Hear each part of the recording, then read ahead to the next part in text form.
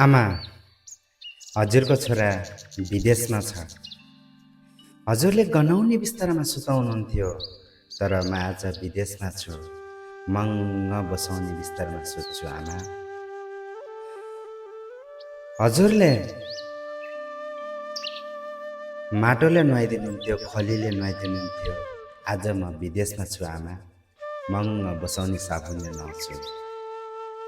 आमा, हजुरले पँधेरोमा गएर नुहाइदिनुहुन्थ्यो। आज म टर्लक्क टल्किनी टोइलेटमा नुहाउँछु आमा। जर्र तातो पानी चाहे तातो आउँछ, चिसो चाहे चिसो आउँछ आमा। म विदेशमा छु आमा।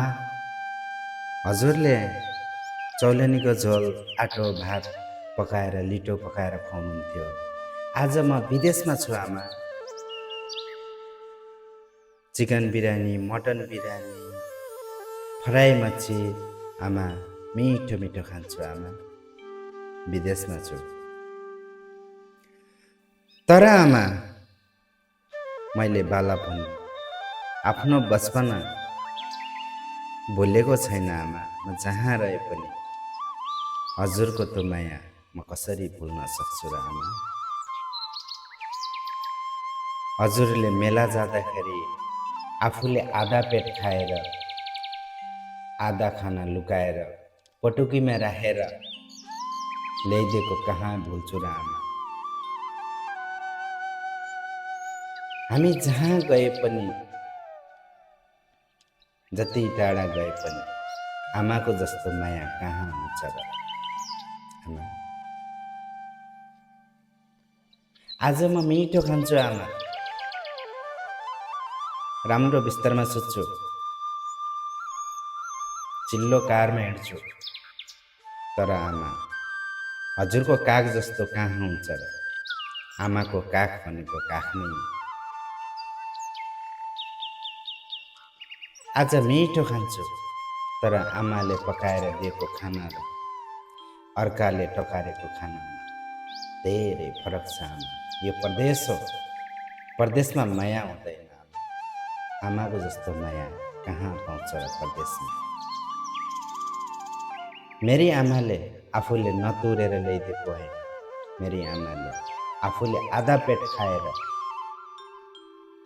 छोराछोरीको लागि भनेर पटुकीमा लुकाएर ल्याइदिएको कहिले बिर्सिन्न आमा।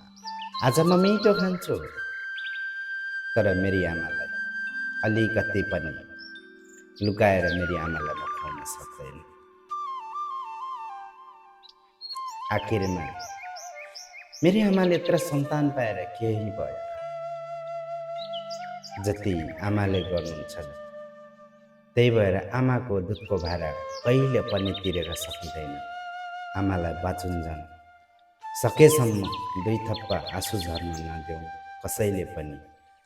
जे गर्नु छ बाँचुन्सम्म गर्नुपर्छ। मरिसकेपछि गर्नुको कुनै अर्थ हुँदैन।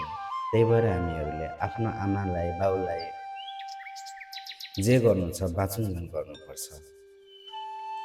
आमाको माया जहाँ गए पनि किन्न सकिँदैन साथी। आमा भनेको आमा नै। आमा भन्ने शब्द सानो अक्षरबाट बनेको भए पनि कहानी ठुलो छ आमाको कहानी। आमाले आफू मरेर हामीलाई जन्म दिएको, त्यही भएर आमा भन्ने शब्द ठुलो छ। लभ यु मम। मलाई यो धरतीमा ल्याउनु भयो। अर्को जन्म पनि लिएछु भने हजुरकै कोखबाट हजुरकै छोरा भएर जन्मिन पाऊँ। यो जन्ममा हजुरको कोखबाट जन्म लिएर धेरै खुसी छु। हजुर जस्तो आमा पाउनु भनेको मलाई एकदमै गर्वको कुरा हो आमा। हजुर नै चाहिन्छ। हरेक जन्ममा मलाई हजुर नै चाहिन्छ। सबैले आफ्नो मम्मीलाई एकदमै माया गर्नुपर्छ। I love you mummy, miss you.